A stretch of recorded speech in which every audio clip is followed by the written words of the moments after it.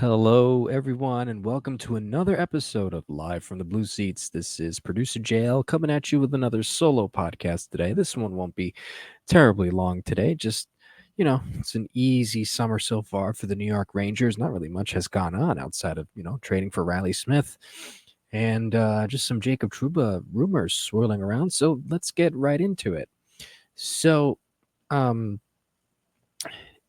I was reading something about the Jacob Trouba trade, and apparently, quite contrary to what most of us believed, and I'm sure by now, by the time this goes out, everyone will have known this, but I just wanted to touch on it, was that Jacob Trouba turned down the trade, that the Rangers had put together. But the shocking part to me, at least, was that Detroit apparently was on his list.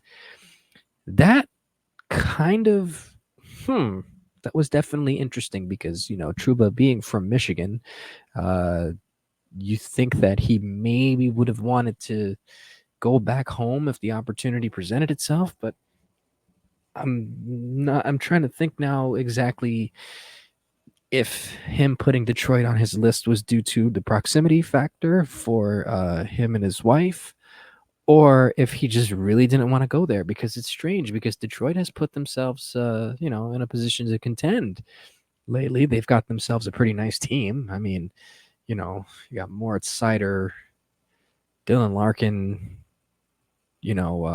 Lucas Raymond. I mean, that's just to name a few. I mean, the team is decent. So that's kind of shocking that Trouba kind of nixed the trade, but also understandably with everything else coming out. Trouba, not wanting to leave where his wife was too far from New York City.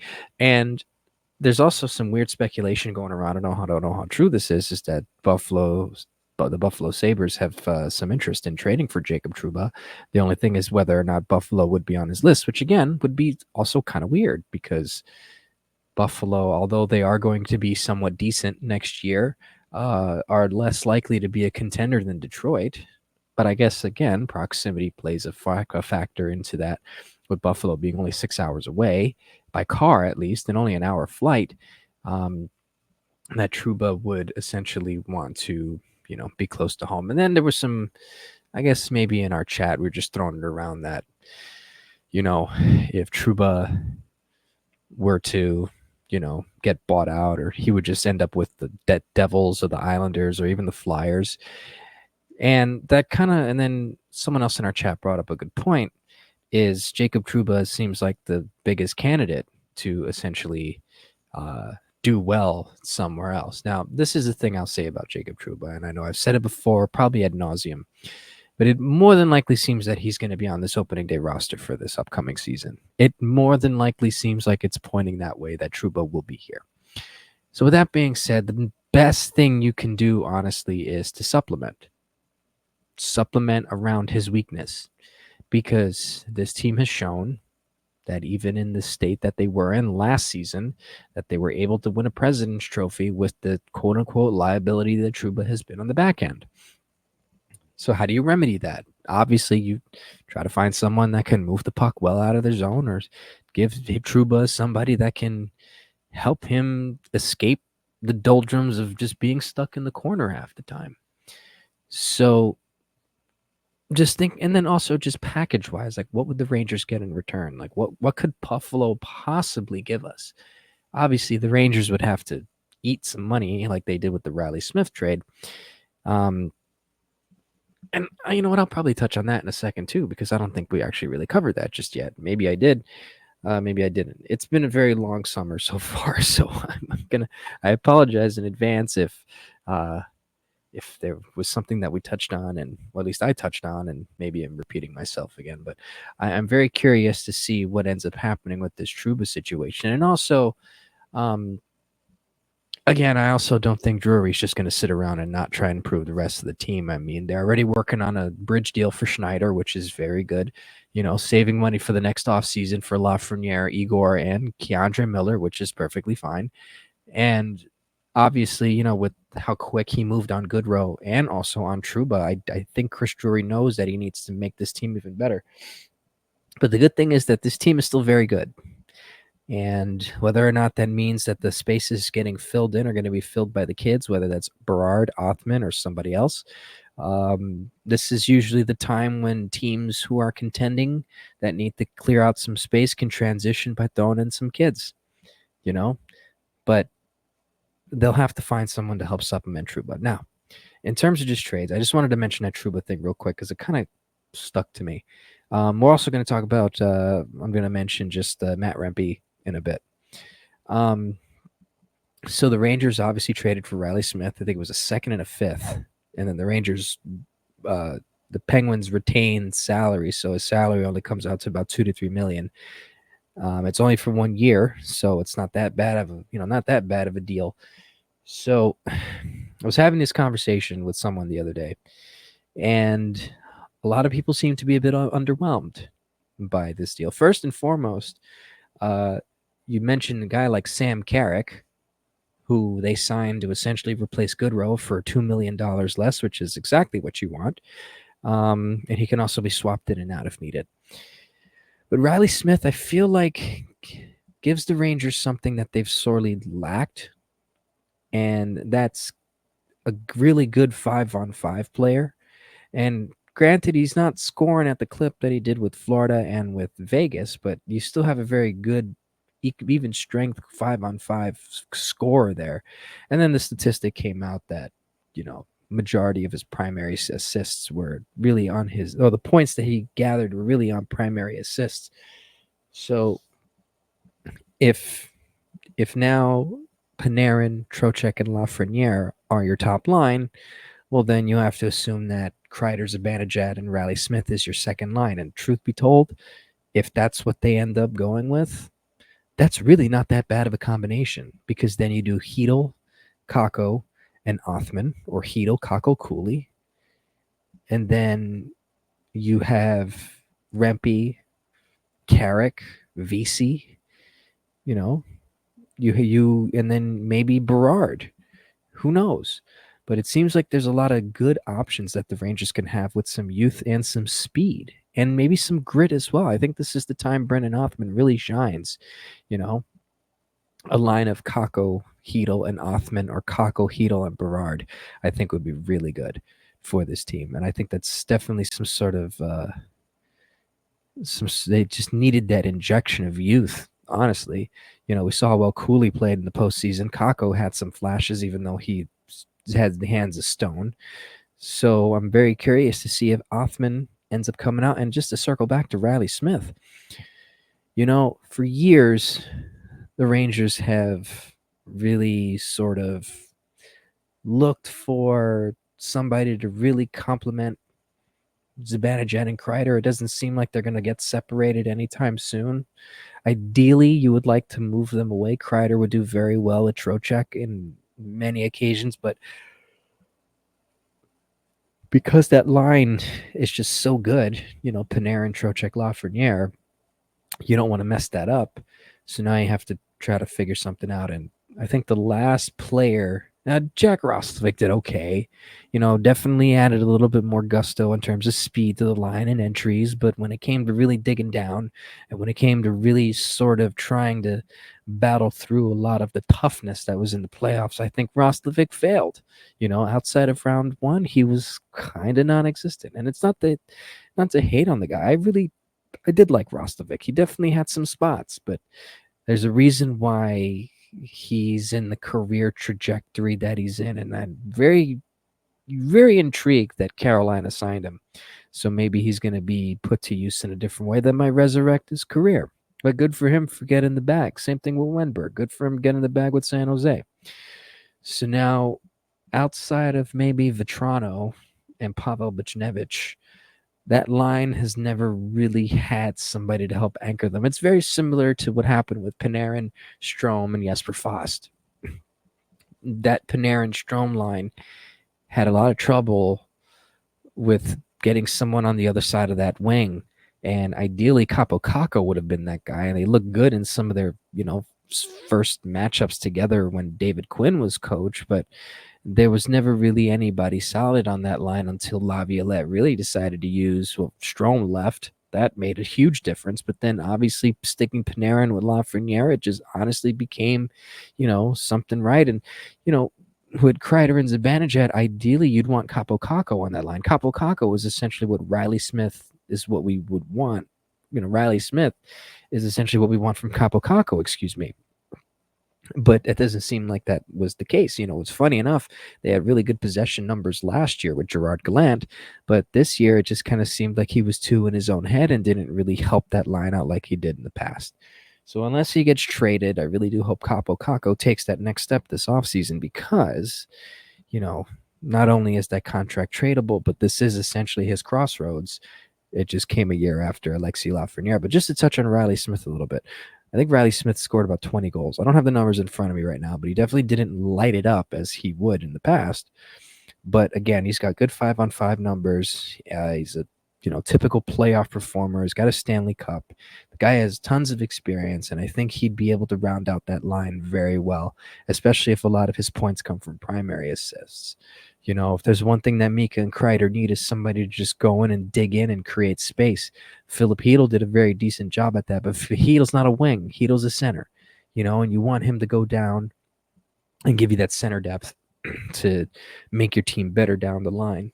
So I think Reilly Smith is going to really make an impact, especially under Laviolette's system that is very aggressive. And considering the way Kreider and Zibanejad play, I think he'd wake them up. So hopefully that can be the anecdote for that line and really get them going, especially in the postseason, because you wanted players that played physical and heavier. Well, there you go. Reilly Smith is and I feel like they've been trying to get Reilly Smith for forever now. It's kind of similar to the, in a baseball aspect, the Mets pursued JD Martinez. I've been hearing JD Martinez's name as a Met since 2021. And the Mets finally signed him this previous season, and it turns out it worked out. Reilly Smith had been one of those names that had been thrown around even when his brother Brendan was on this team. It would have been interesting to see Brendan play with his brother, but, so just like with the whole Trouba thing and the lack of moves, it just kind of puts some things into perspective, really. The rumor that's going around is that the Rangers are going to look to try and capitalize on some low-end deals, kind of try and fill things out. And honestly, that's really not the worst thing in the world. I've been seeing on Twitter a lot that, people are, and rightly so, are very upset at this team being very good.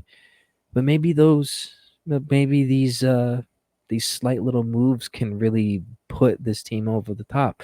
I also saw something that, Mackenzie Weegar might be a name for the Rangers to get, and if that's the case, that would be really good.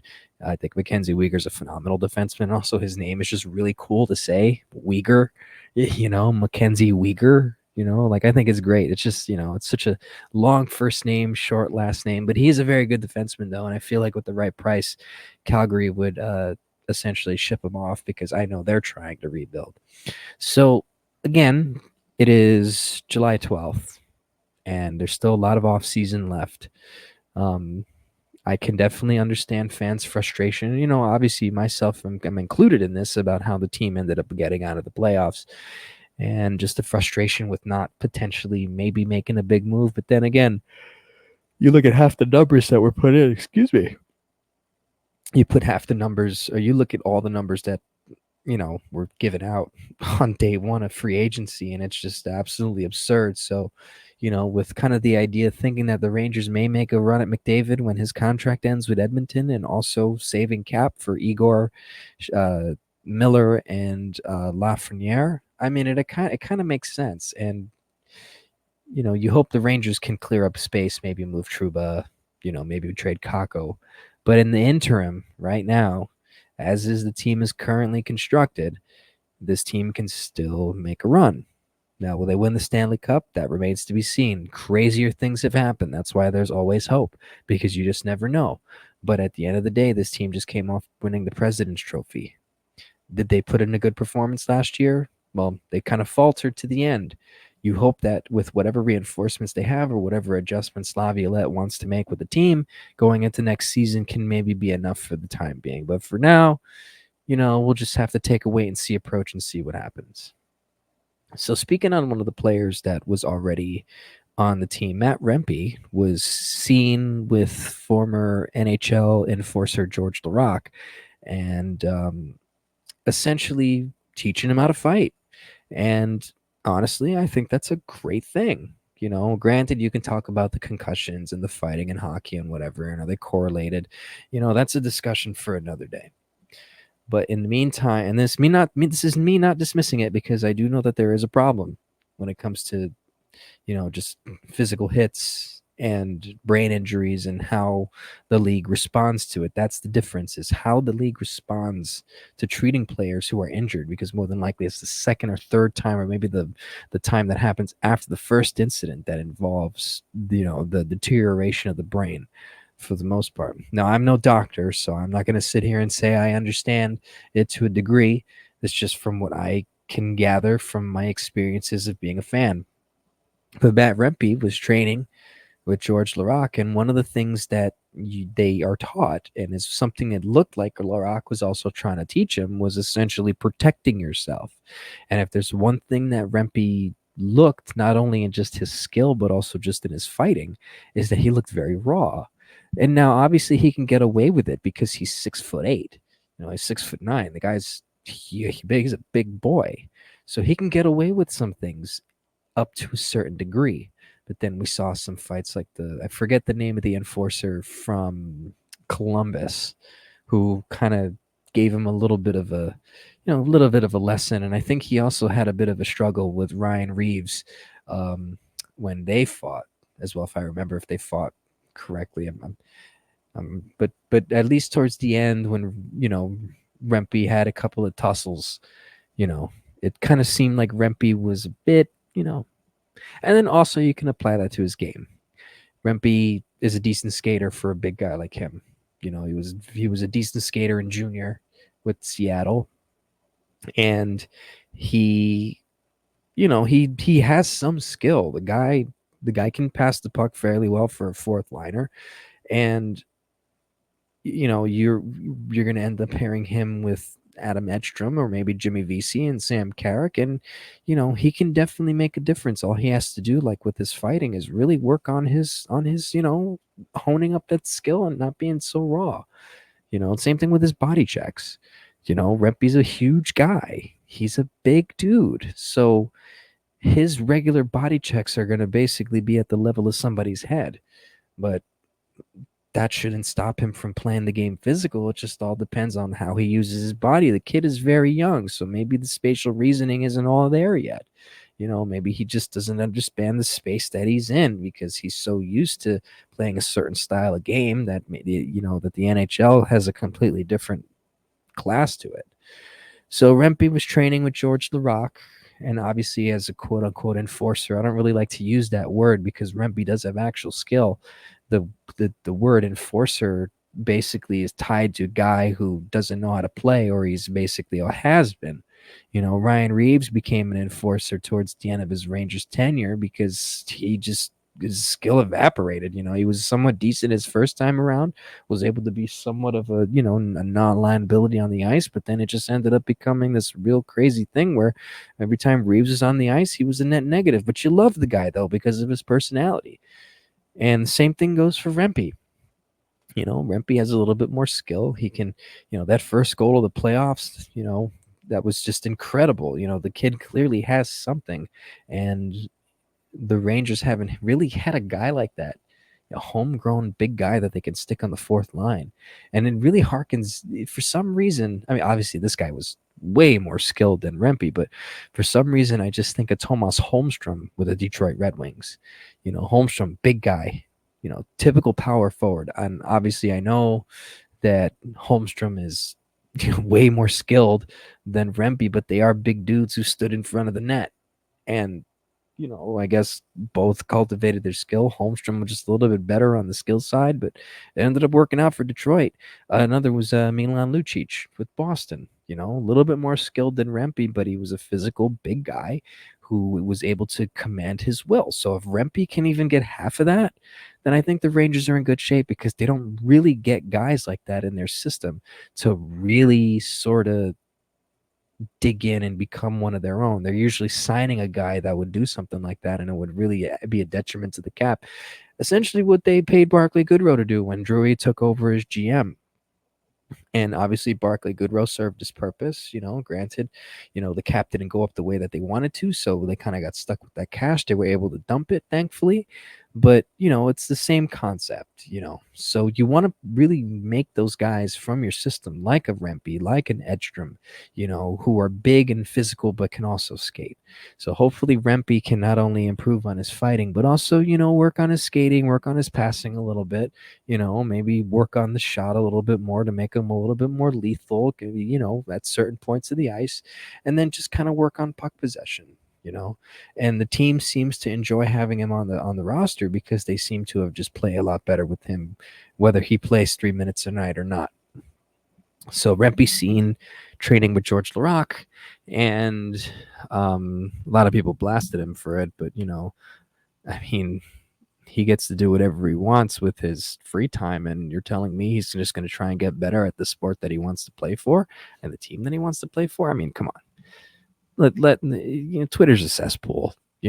Most of you guys who I interact with are pretty cool, but you do have your bad eggs here and there that just like to say dumb stuff. So now another thing I wanted to talk about real quick before we go, because I knew this wasn't going to be a long podcast, is just I'd been doing a lot of thinking, and I've been reminiscing a lot lately. And if you can tell just by some of the stuff that I've put out for the blog so far, I tie in a lot of my retrospective videos to the blog. So recently I just released a video that involved Michael Nylander. Well, not involved, but the focus was on him, that basically just highlighted and displayed some of the goals that he scored as a New York Ranger. When I put those highlight reels together, which huge props to Ranger Fan 819 and 8Capper 47 or 8Capper 57. Just numerous archives of Ranger games from back in the day that allows me to really put this together. So big ups to those guys. And obviously there are many more. There's too many to name, but just, those are two of the big ones that I can really sort of, get footage from. And lately, the Ranger Fan 819's channel has basically almost every game from the post lockout and season from 05-06, and that really got me going in terms of looking back at some games that I just never thought would ever see the light of day again. For goodness sake, I put together a Petr Prucha and Steve Ruchin compilation because they were both on the team that year and they only lasted one season, so that was an easy compilation to put together. And also reliving Petr Prucha's rookie season where he scored 30 goals. And so I had thought I had thought about different players, and I have a whole list of players that I'd want to put together. Really, it's so far the player goal videos that I've done are Marcus Naslund, Eric Lindros. I have 2 huge Wayne Gretzky videos, Steve Ruchin and Petr Prucha, Peter Sikora, Nikolai Zherdev, Alex Frolov, Pavel Bure, Theron Fleury, Marty Straka, which was one of my favorites to put together, Michael Nylander, Jaromir Jagr, which was also a pretty good one. And the next one that I'm currently working on right now is Brendan Shanahan. So I have a couple more names on here that I want to put together. Some are pretty cool. Some are more recent. Some are... a lot of these really go from the 90s to the 2000s. Hopefully once I get through this list, I can probably go for some older ones, because that's ideally what I'd like to try next, is look for some players in the 80s. And if you have any players whom I could maybe try and look for on YouTube, drop a line by all means. I can't remember everybody's names. I'm on the younger side, being 31, so my scope of range just off the top of my head really only extends to like the 90s, early 90s, so to speak, because it's easier for me to remember, even though I wasn't really alive for some of those years. But I could just, from video that I've seen, I can really recall it a little more. But if you'd like to see some other player compilations in terms of goals, and if I could find it, I'll be more than happy to give it a try. So Brendan Shanahan is going to be my next one, but I wanted to talk about Michael Nylander for a little bit because I was just kind of thinking. So Jaromir Jagr had his record-setting season with the Rangers in 05-06, and that really kind of set the team into this multi-year, can't say dynasty, but just multi-year postseason run where they really only missed the playoffs maybe once or twice throughout that entire span. And granted, they only had one Stanley Cup final entry and 2 conference final entries. A lot of players came and went. And one of the things that had been missing in some of the later teams was a center that really could push play. And maybe I'm just reading this wrong, or maybe I just kind of have rose-colored glasses on for the guy because, or maybe a lot of this was Jagr, but Michael Nylander was really good. He wasn't a superstar by any means, but him, Marty Straka, complemented Jaromir Jagr perfectly. They had this sort of symbiotic relationship on the ice, and in going through some of those early games in that first season, Tom Rennie really had them separated at one point, and then obviously I think he decided to put them together, and they just made magic, especially on the power play. Jagr was the real kingpin on that, but Straka and Nylander weren't any slouches either. Marty Straka was quick and nimble and tough on the puck, even though he was a diminutive stature. And Nylander was just a phenomenal passer, and with a sneaky good shot too, so to speak. I know Nylander had been a veteran at the league at the time, and had basically bounced around for a couple teams like Washington and Boston and Chicago and Hartford and Calgary. But when he played with the Rangers those 2 years in 05-06 and 06-07, that kind of really helped solidify, the offense that those teams really thrived on. You combine Nylander with Straka, Jagr, and Brendan Shanahan, and then the emergence of Petr Prucha. They really, you talk about potent offensively. And then maybe this is again rose-colored glasses coming in, but those guys were just awesome together. And I, looking back on it, it would have been cool if the Rangers had kept him and Jagr, but then also, you had guys coming up like Callahan and Dubinsky, and Dubinsky did fairly well with Jagr and Straka. It was a different type of player though. And then obviously you get Drury Gomez essentially filling that role, and that's another conversation for another day. But just from having done the video again of Nylander, kind of really reminded me again of not only how good he was, but really how good that offensive line of him, Straka, and Jagr were. Jagr still was, he was, at an older age. He wasn't the same age he was when he won those 2 cups with Pittsburgh, but he was still such a dominant force, that first year and even that second year. The 3 years after the lockout that Jagr was here, he was just dominant. And Nylander definitely helped for 2 of those years. So if you want to check that out, it's on my YouTube channel. I'm not sure if Dave will pop the video on this post, but there is a post on the blog if you want to see it. It's just a compilation of some of the goals. My goal with those videos is to try to get every single one. I've definitely would say that the majority of the videos I put together have probably about 95 to 97% of the goals scored in terms of, when they were a New York Ranger. There were some that I missed with Nylander towards the second season because NHL is really, really, really, really, really not up to date with their record keeping and their archival stuff with some of their older videos that they uploaded back in the day. And briefly, I just also wanted to talk about Petr Prucha. Petr Prucha, I remember the up and coming youngsters were Petr Prucha, Nigel Dawes, Brandon Dubinsky, Ryan Callahan, and Dan Girardi, and then Mark Stahl to a lesser degree. Prucha was really the first kind of young kid that the Rangers were really able to cultivate into, someone that could potentially have been a scoring threat.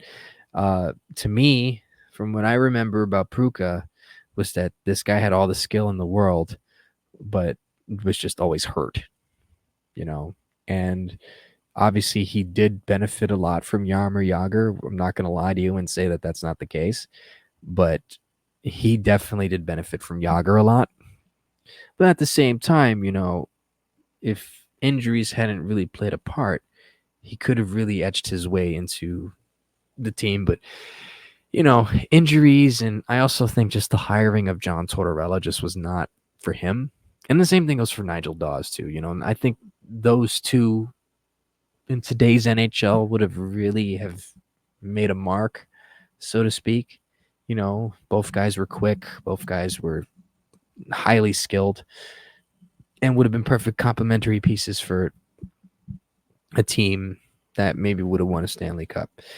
Prucha's rookie season intrigues me because he had so much fanfare after that season that it just kind of seemed like, it really became a high bar for him to get, and he never hit it. And it's a shame because it seems like he's a good guy. And it seemed like he was well liked by his team. It just didn't work out. Injuries and other things just kind of derailed it. And again, same thing goes for Nigel Dawes. I look at Nigel Dawes. Nigel Dawes is one of the greatest goal scorers in KHL history, and he was on the Rangers in the late 2000s, early 2010s, like 2008, 2000, like 6, 7, 8, 9, 10. Nigel Dawes was there for the most part, and you think, maybe it's a different league. Obviously, it is a different league with the different types of rinks and all that. But maybe if he had joined the Rangers a year or two later, he might have worked out, because I always saw Nigel Dawes to be somewhat decent. I never thought he was a barn burner or anything like that. But just looking back on it now, both of those guys, if they had just come in a little bit later, they might have been able to have some more NHL time. Now, I know Prucha and Dawes had extended time with the Coyotes because they were part of the. I think that one of them, was part of the Derek Morris trade. I might be wrong on that. I apologize if I am, but it just kind of seemed like they were the casualties of John Tortorella coming into town, and it's a shame because they were okay, and maybe I might have some rose-colored glasses on for these guys too. Maybe someone who's a better evaluator of talent could probably tell me wrong, but that's just what I saw. And again, this is why I'm not a general manager. So if you want to watch any more of those videos, they're all on my channel. It's Floating Apple Productions. I do Mets videos, I do Ranger videos, and I do compilations. And also the key thing that I do on my channel, if you didn't know already, is I take the broadcast of home and away and put it into one, because the genesis of this was I was at Game 7 of the first round in 2022 against the Penguins, and I knew obviously that the first round is always broadcasted regionally. So you have your national broadcast for everyone not in the region, and then you have the local broadcast, which we had MSG, which that's there. TNT had it, and also AT&T Sportsnet had it, which is now Sportsnet Pittsburgh. Oh, excuse me. And so I was obviously at MSG, and I was on my way home from the game, and I was still in the arena actually, and I was wondering, like, where can I find this footage? So I did some sleuthing, and I was able to find it, and that was one of the really first YouTube videos that I had put together, in this format that really took off. I mean, the video has almost over 100,000 views. The volume's a little low on it because I edited it somewhere else, and I couldn't really hear it that well, so that's on me. Then I decided, you know what? Maybe I should do this, because I had always wanted to hear what certain moments sounded like on the other broadcast, and you just never be able to hear it. So with that being said, I finagled a way to figure it out, and I figured I extend that courtesy to not only hockey, but also baseball. But with hockey, it became sort of like this cool thing to kind of listen to how other broadcasters, because I'm a broadcaster myself, so I'm always intrigued to hear how other broadcasters describe the moments, and some are really good. Like, I'll give credit to Josh Borograd, for example. He's the Dallas Stars play-by-play. Did a tremendous job at describing the action when Keandre Miller tied the game in that game a couple years ago, and then the Adam Fox overtime winner. It was a really good call. Darrell Ray was also really good on that as well. The Sabres guys are really good. Just a lot of the guys that do it, they're decent play-by-play guys. The Ducks guys, a little underwhelming. The Sharks guys are phenomenal, but the one that I would always point out, and this was even before finding out, that he had some sort of issue, was Jack Edwards. Now, obviously, looking back on it now, clearly he's been affected by something to where he can't do the job anymore. He had to step down, but he just wasn't good. He was very delayed. And even before he really began to kind of get into that state of mind, he was very biased, it was entertaining, but it was just not for good rate for television. But towards the end, again, I'm not trying to make light of whatever he has, because clearly whatever he has was more than enough to force him to retire. And I hope that he has a nice, comfortable, and good rest of his life, in dealing with this issue. But just having listened to him trying to be that energetic, biased broadcaster, but kind of slow on it, was kind of painful to listen to. And you could just hear the bias, but then also you just hear him struggling. So I'm not going to push too hard on that. But and the funniest ones to me when I put the videos together are the regional broadcasters out here for like the Devils and the Islanders. All these guys are good. Bill Spalding with the Devils with Ken Danico are great. It's funny the way they react when the Rangers score, though, especially Dano. It kills me because I just know it kills him inside. But he's a phenomenal color guy, and I love listening to him. Just if the Rangers aren't playing, or the Rangers game is done and the Devils are playing a late game, or the Rangers are not on, I'll put those guys on, and they're really good together. And then Brandon Burke with the Islanders, Brendan Burke and Butch Goring. Butch Goring I'm a bit on, but they're both really good together. They have good chemistry. And Brendan Burke really knows how to call a game. And then obviously, on our end, we have Sam Rosen and Joe Micheletti. And, Sam Rosen is obviously one of the best of all time. We've circled that wagon many times, and, it's always a good thing. Well, Joe Micheletti, I'm not trying to dunk on him too much, but, you can tell, it doesn't really do much outside of describe the action in front of me. And that's good enough to do that. I think Dave Maloney is really good at that. But we do have a good crop of guys here. I'm not going to try and take too much away from Joe, because Joe is very entertaining still.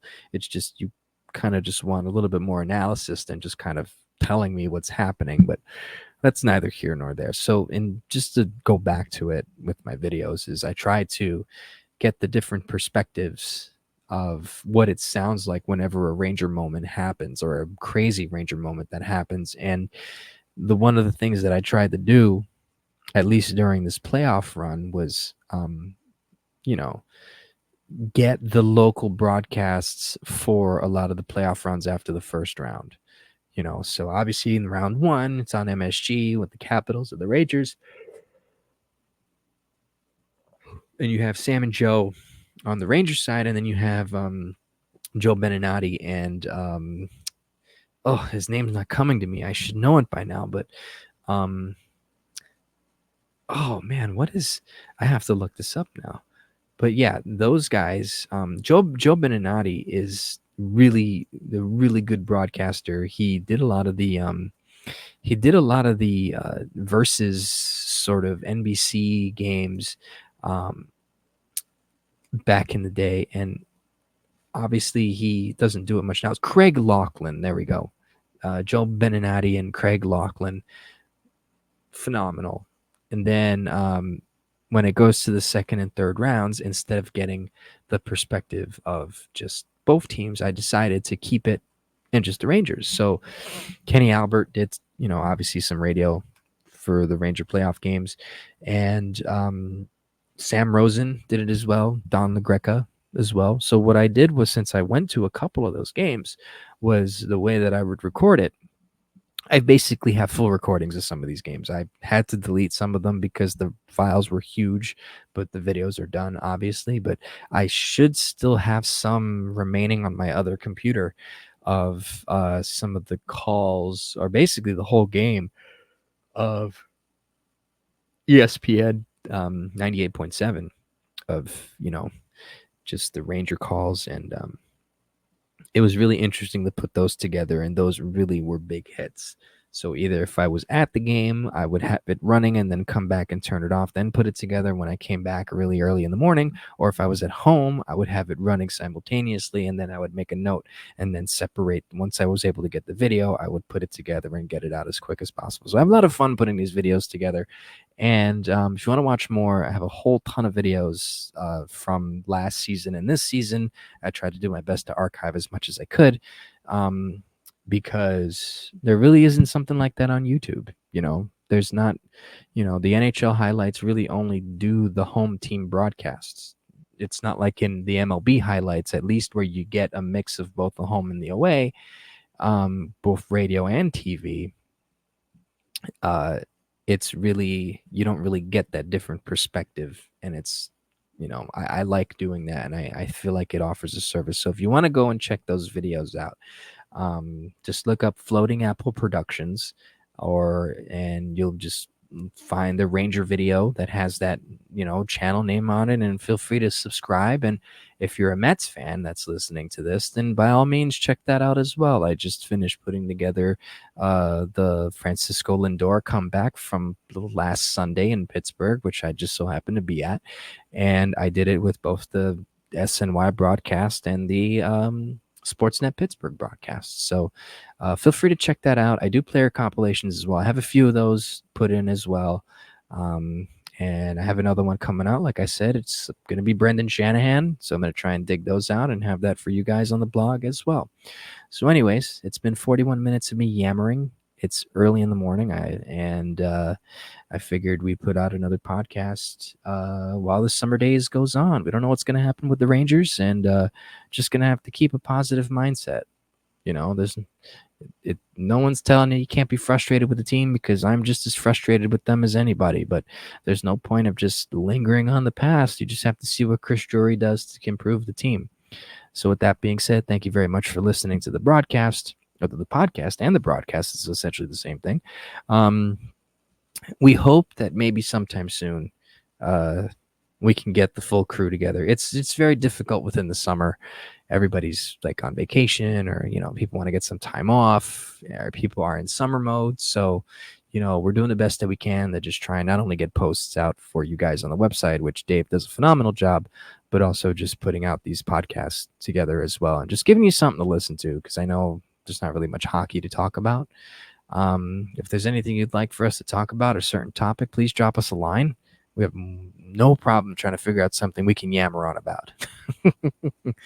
But anyways, so with that being said, we'll come back with another podcast for you next week. And we hope you have a wonderful morning, afternoon, and evening. And this is producer JL signing off for Blue Seats Live. Let's go Rangers, and we'll talk to you soon.